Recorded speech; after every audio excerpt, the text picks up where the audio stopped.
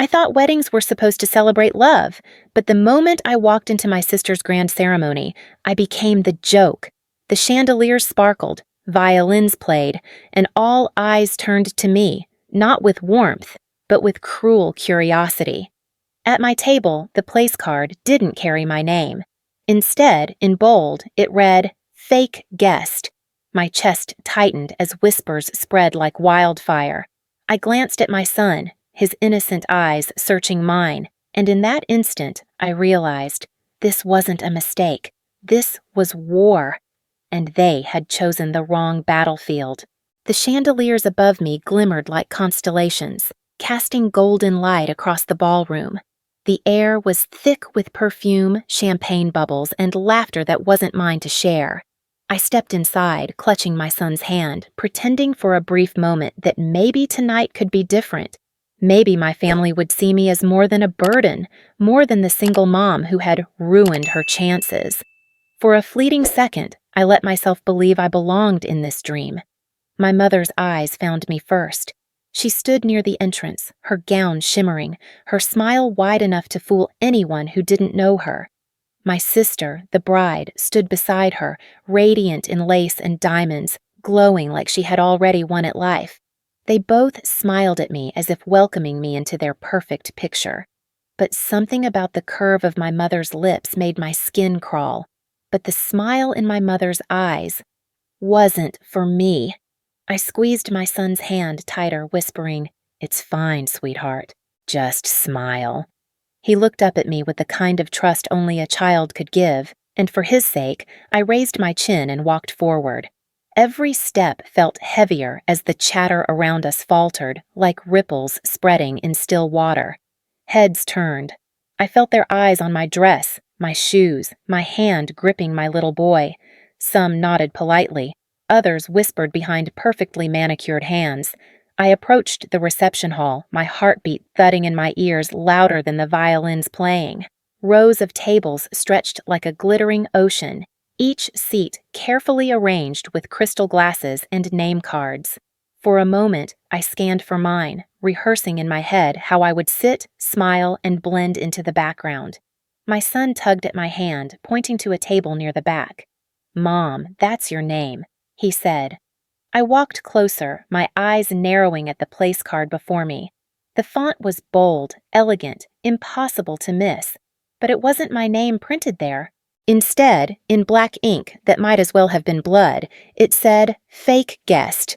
My breath caught in my throat. The laughter of nearby guests seemed to swell, even though no one had said a word.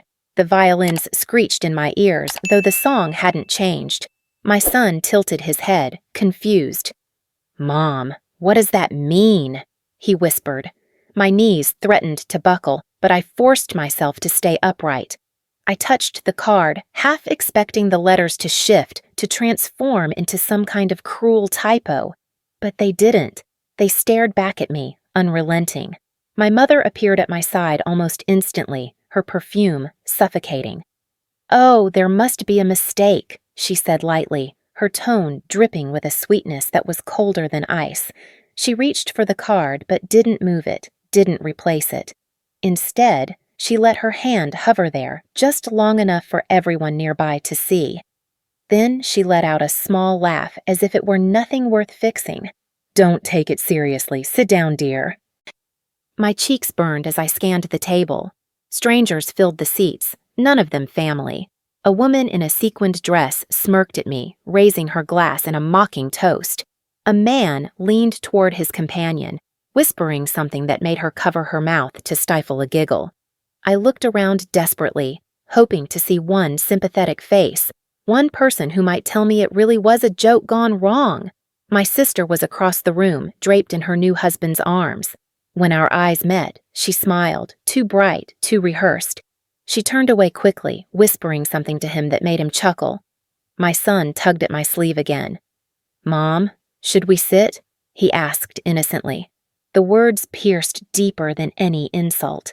My throat tightened and I had to swallow hard before answering. My hands trembled as I smoothed the skirt of my dress, staring at the cursed words on the card. Fake guest. Fake. like my place in this family.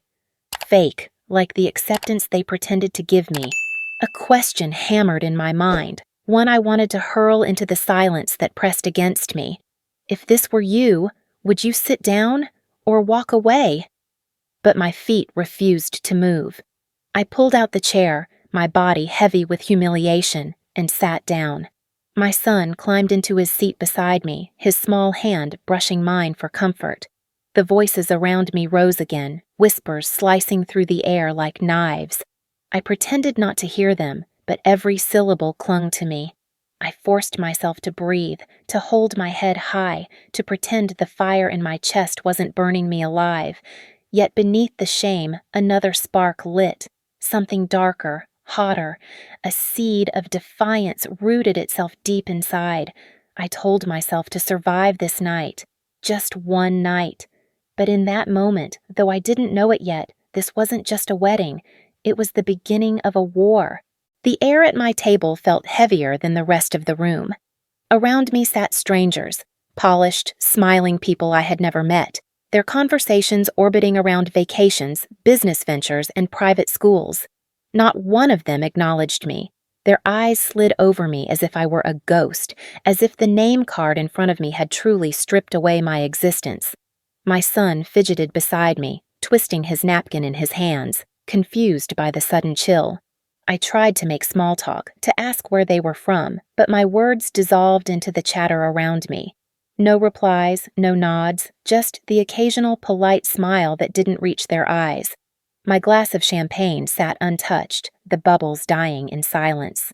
For the first time in years, I felt smaller than the dress I was wearing, smaller than the chair beneath me. Out of the corner of my eye, I noticed a young man with a phone lifted subtly. He wasn't taking photos of the bride or the flowers. His lens was pointed at me. At first, I thought it was paranoia until I heard the muffled snicker from the woman beside him. She glanced at my place card, then at me, then quickly turned away as if the shame might infect her. Within minutes, whispers rippled across the room. I didn't know how far it had spread until my phone buzzed. A notification, then another. I slid it open under the table, shielding the screen from my son's curious eyes. My stomach dropped. A video was already circulating. 15 seconds of me staring at the place card, my hand hovering over the word fake. The caption read, "When your family tells you you don't belong, at your sister's wedding." The comments multiplied by the second, cruel laughter echoing from screens I couldn't see. My hands shook as I shoved the phone back into my purse, but the damage was done. By the time I looked up, the whole internet was already laughing. I felt my throat tighten. I forced myself to breathe, to pretend I hadn't just been humiliated before strangers, and now, the entire world. My son tugged at my sleeve again, his innocent eyes searching mine for reassurance I didn't have. I brushed his hair back and whispered, "It's fine. Just eat, okay?" My words were steady, but inside, I was crumbling. Suddenly, a hush fell over the table. My sister approached, her gown trailing like smoke, her smile the perfect mask of sympathy. "Melissa," she said sweetly, loud enough for nearby guests to hear. "I am so sorry about the card. You know how these things happen. Mistakes in printing, silly vendors." She reached out and squeezed my shoulder lightly, leaning closer as if confiding. "But really, you should understand. Some people just don't belong here." Her words sliced sharper than any knife. Gasps rippled around us, but they weren't gasps of outrage. They were amusement, the delight of witnessing drama unfold. She straightened, adjusted her veil, and with another dazzling smile, drifted back to her husband as if she had just delivered a toast. I sat frozen, my pulse pounding in my ears. The weight of realization crashed over me. I wasn't an invited guest. I was entertainment. I was the designated fool, the sacrificial offering to preserve the illusion of their perfection. The fake guest card wasn't an accident, and my sister's smirk confirmed what my heart had long suspected. This was deliberate.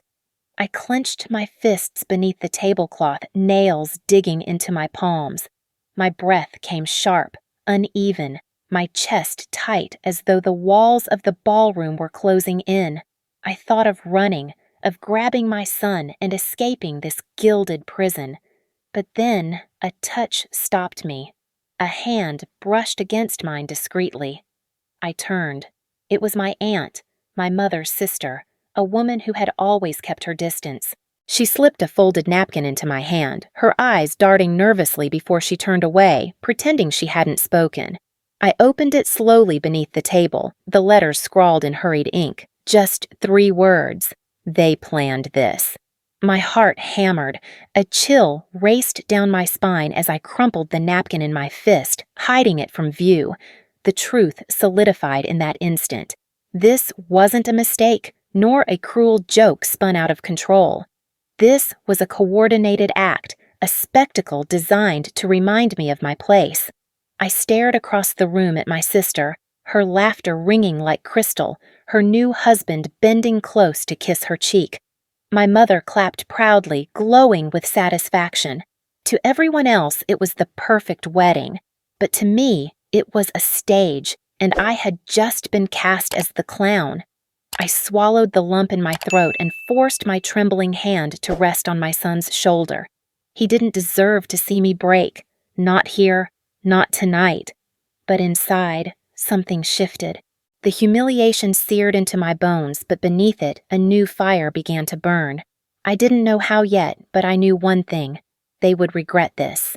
The meal had barely begun when my son's small voice cut through the music and laughter. He looked at the card again, his brow furrowed in the way only a child's could be. Pure confusion, untainted by malice. Then, without warning, his voice rang out across the hall. "Mom, why are you fake?" The room fell silent. Forks paused midair. Glasses clinked awkwardly back onto tables. The violins stuttered as if even the musicians had lost their rhythm. I froze, my blood running cold, my face burning hotter than the candles flickering across the tables. My son's innocent eyes searched mine for an answer I couldn't give. In that silence, I felt my chest crack open. Everything I had held together, all the defenses I had built to survive this family, collapsed. My heart broke, not because of the card, not because of the whispers, but because my child had been dragged into their cruelty. The one person who believed in me, who saw me as more than my mistakes, had been forced to question me in front of strangers. I swallowed hard, trying to speak, but the words lodged in my throat. Then, like the strike of a match, laughter erupted. Not polite chuckles, not nervous giggles, sharp, cutting laughter. And it came from the one person who should have defended me. My sister. Her laugh echoed across the hall, light and musical, like she had just heard the funniest joke of the night. She leaned into her husband's shoulder, covering her mouth as if she couldn't control herself. Around her, others followed, emboldened by her cruelty. The sound rolled through the room, drowning me in waves of humiliation. And then my sister laughed. Something inside me shattered. I stood abruptly, the chair legs screeching against the floor. My son clung to my hand, startled by the sudden movement. I couldn't breathe under the weight of their stares, couldn't bear another second of their ridicule. Without a word, I turned and pushed through the crowd, the fabric of my dress brushing against smug faces and curious eyes. Cameras followed me. I could feel them, phones raised, recording, immortalizing my humiliation. My chest heaved as I stumbled into the hallway, the music resuming behind me as if nothing had happened. My son called softly, "Mom, wait!" But my legs carried me forward, desperate for escape. By the time I reached the parking lot, my phone buzzed with notifications. I pulled it out, my hands trembling, and saw my worst fear realized. The video of my son's question, my frozen silence, my abrupt departure. It was everywhere. Captioned cruelly, "The fake guest mom storms out." Meme pages had already claimed it, overlaying text like, "When even your kid calls you out," and "Family weddings never disappoint." Tears blurred my vision as I shoved the phone away. I wanted to scream, to destroy it, to erase the world that found entertainment in my pain. But there was no undoing it. The damage was done. Back in the car, I tried to breathe, tried to calm my son who sat wide-eyed and silent beside me. My phone buzzed again, this time with a text. From my mother. My hands shook as I opened it. You embarrassed us all. Don't come back. The words carved deeper than the card ever could. It was final, cold, and absolute. My own mother, who had smiled at me only hours before, had now cut me out completely. I felt the walls closing in, the darkness swallowing what little strength I had left. I wanted to disappear. I wanted to vanish from the world that mocked me. My chest ached with the weight of despair, and for a moment, I thought of giving up entirely. Then, another buzz, another notification. This time, an email. The sender was anonymous, no name, no signature, just an unfamiliar address. My finger hovered uncertainly before I opened it. Attached was a single screenshot. It was an email chain between the wedding planner and my sister. My breath caught as I read the words. My sister had written clear as day, make sure her card doesn't have her name. Write, fake guest. Everyone will get a laugh. The room spun even though I was no longer inside the hall. My chest tightened, my vision blurred. This wasn't a mistake. It wasn't an accident or even just her cruelty slipping through. It was planned, meticulously. My humiliation had been orchestrated from the start. I sat frozen in the driver's seat, the email glowing on my screen like a brand. My son shifted beside me, resting his head on my arm, whispering softly, "Mom, are you okay?" I closed my eyes, clutching the phone tighter, torn between despair and rage. For the first time, I understood. I hadn't just been excluded. I had been sacrificed. And deep inside, a seed of something darker began to grow. The glow of the email burned against my eyes, each word searing deeper into me. My hands trembled as I held the phone, but my gaze hardened with every line I reread. Fake guest. Laughter. Her smug little instructions, typed so casually as though I wasn't her sister, but a prop for her amusement. My chest rose and fell rapidly, fury battling with despair until something inside me snapped. For years I had endured whispers, dismissals, being treated like a shadow of my sister. But this was open execution. I stared at my reflection in the windshield, the city lights shimmering across the glass. My face was pale, but in my eyes a fire had sparked, a fire I hadn't seen in a long time. The question pressed against me like a voice in the dark. Would you forgive, or would you fight? I closed my eyes, exhaling shakily, and felt the answer rise inside me. Forgiveness was what they expected. Silence was what they counted on. Not this time. I chose neither. I chose war. The next morning, I woke up with a pounding headache but a sharpened resolve. My son ate breakfast quietly across the table, still shaken by what he'd witnessed. I smiled at him, reassuringly this time, though my mind was already turning gears. "We'll be okay," I whispered, more to myself than to him. I began collecting evidence. I reached out discreetly to a few guests who had filmed the moment. Some ignored me. Others sent shaky clips, blurry shots of the card, the whispers, my sister's laugh echoing like a dagger. One even forwarded screenshots of group chats where guests had joked about me long before the wedding. It wasn't just one cruel prank. It was gossip rehearsed in advance. Every piece of evidence made me stronger. My shame hardened into steel. 2 days later, I met with a friend, Daniel, a lawyer who had known me since college. We sat in a quiet cafe, the hum of espresso machines covering our words. I showed him the email, the videos, the napkin with my aunt's message. His brow furrowed, anger flashing in his eyes. "Melissa," he said firmly, "you're not powerless. They left a trail. This isn't just cruelty. This is defamation, emotional harm, and there are legal grounds here. You could fight them in court if you want to." The thought of dragging my family into court sent a chill through me, but another voice whispered, "Haven't they already dragged you?" They had dragged me through humiliation, ridicule, and now the whole world laughed at me because of them. Why should I protect them? Still, I hesitated. Court meant exposure, more eyes, more judgment. But Daniel wasn't finished. You don't have to decide now. Just know you're not alone in this, and you don't have to keep letting them write the narrative. That night I sat at my desk, arranging files into folders. My son slept in the next room, his soft breathing grounding me. I promised myself that whatever came next, it wouldn't just be for me. It would be for him too, so he would know his mother didn't bow to cruelty. Then came the twist I hadn't seen coming. The phone rang, an unfamiliar number. I almost ignored it, but something made me answer. On the other end was a low, hesitant voice. The man who had printed the wedding invitations and place cards.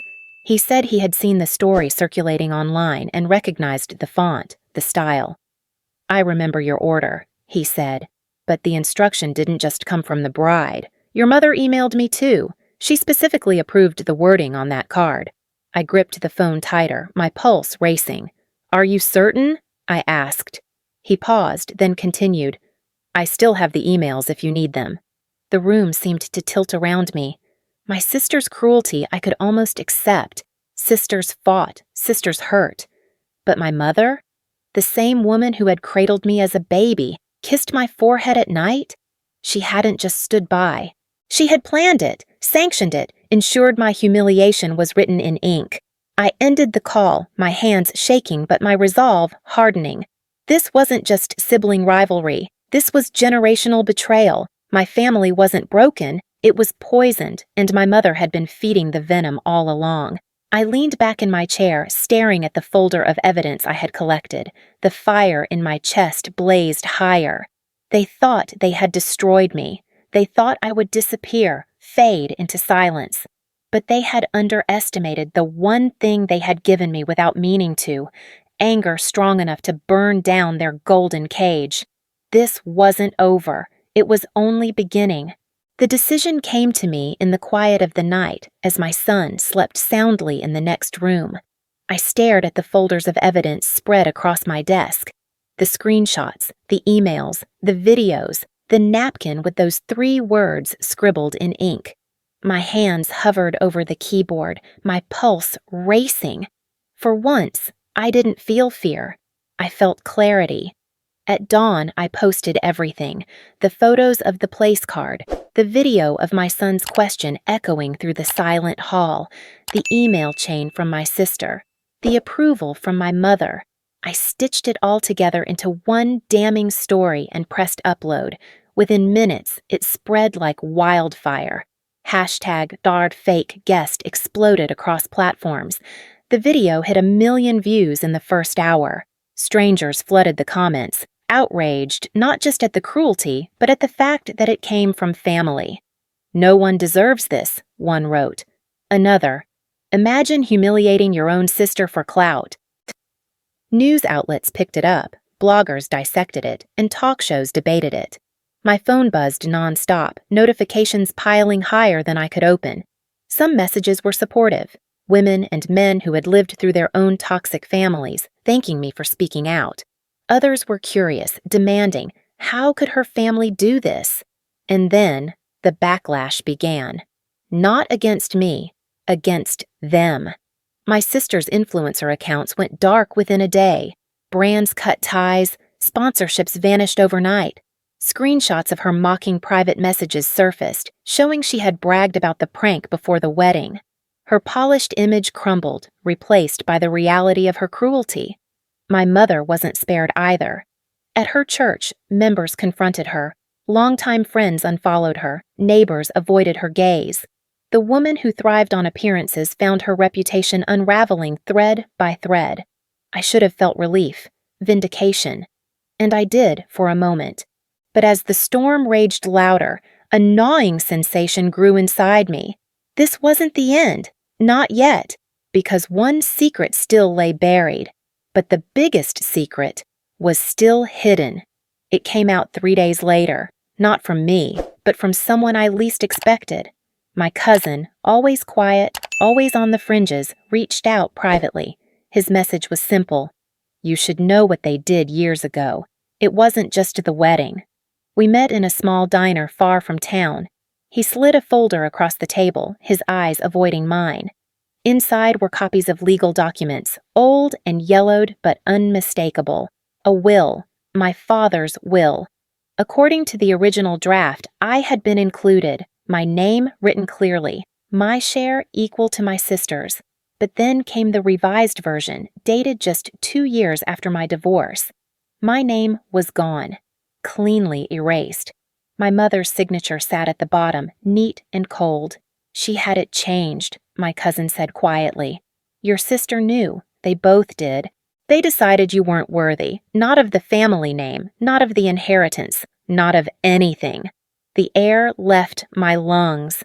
My humiliation at the wedding had been brutal, yes, but this was betrayal woven into the fabric of years. They hadn't just tried to shame me in public, they had erased me privately long before. Every condescending smile, every cold dismissal had been part of a larger truth. In their eyes, I had stopped being family long ago. I closed the folder, my hands trembling but my spine straight. The rage that surged through me was different this time. It wasn't wild or chaotic. It was calm, sharp, precise, the kind of fury that fuels revolutions. When I left the diner, I knew the world's judgment on them had only just begun. My story was no longer just about one wedding card. It was about years of betrayal, about a system of cruelty that had thrived in silence until I forced it into the light. The world didn't just see me as the fake guest mom anymore. They saw me as the woman who refused to stay erased, and for the first time in my life, I wasn't the one on trial. They were. In the weeks that followed, the storm around my family only grew louder. My sister's face vanished from brand campaigns, her followers turned into critics, and every post she had ever made became fuel for strangers dissecting her lies. My mother, once the respected matriarch of a pristine family, now avoided public spaces. She no longer hosted dinners or attended church with her head held high. Neighbors whispered, acquaintances cut ties, and even old friends looked at her with disdain. The golden image they had polished for decades had crumbled into dust. But as their empire of appearances collapsed, I realized something. I didn't need to watch them burn to feel whole. I didn't need their money, their name, or their approval. For the first time, I wasn't hungry for what they could never give me. What I had gained was more powerful than inheritance or reputation. I had truth. I had my son. I had myself. Everywhere I turned, people reached out to me. Messages from strangers who had endured similar betrayals, from daughters who had been erased, from sons who had been told they didn't belong. Their words filled me with a strange sense of purpose, a reminder that my story was no longer mine alone. I stood one morning in front of the mirror, looking at my reflection with new eyes. I wasn't broken anymore. The scars were there, yes, but they were proof of survival, proof that I had walked through fire and come out carrying flames of my own. I whispered to the reflection, a vow meant as much for the world as for myself. They wanted me erased. Instead, I became unforgettable. That was the cliff's edge, the moment where despair finally tipped into transformation. With that fire, I began building. I started a blog first, a small corner of the internet where I poured my experiences into words. I wrote about healing, about toxic families, about the loneliness of being cast out, and the strength of rebuilding. My words resonated. Comments turned into communities. People didn't just read, they shared, they connected, they told me their own truths. Soon, the blog grew into something more. A publisher reached out. They wanted my story in print. Not the meme, not the viral scandal, but the journey, the humiliation, the rage, the rebirth.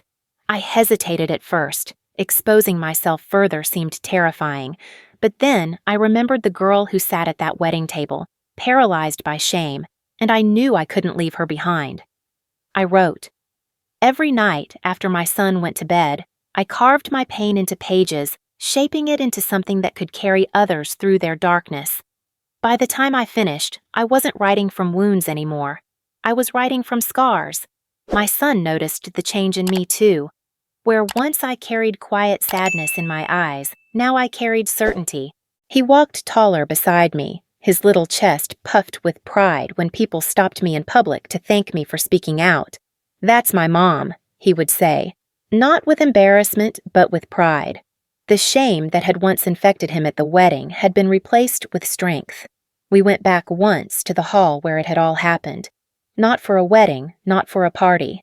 Just the two of us standing on the steps as the afternoon sun spilled across the entrance. I let him hold my hand, his fingers warm against mine, and I looked up at the gilded doors that had once felt like a prison. "I don't feel scared anymore," he said softly. "Neither do I," I whispered. We didn't go inside. We didn't need to. Instead, we turned and walked away, down the steps, into the sunlight. The shadows of that night trailed behind us, but ahead lay a horizon that was ours alone. The air felt different, lighter, as though each step forward peeled away the weight of years. My dress fluttered in the breeze. His laughter rang out as he skipped beside me, and for the first time in a long time, I felt free. If you were her, would you ever look back? I didn't. Not once.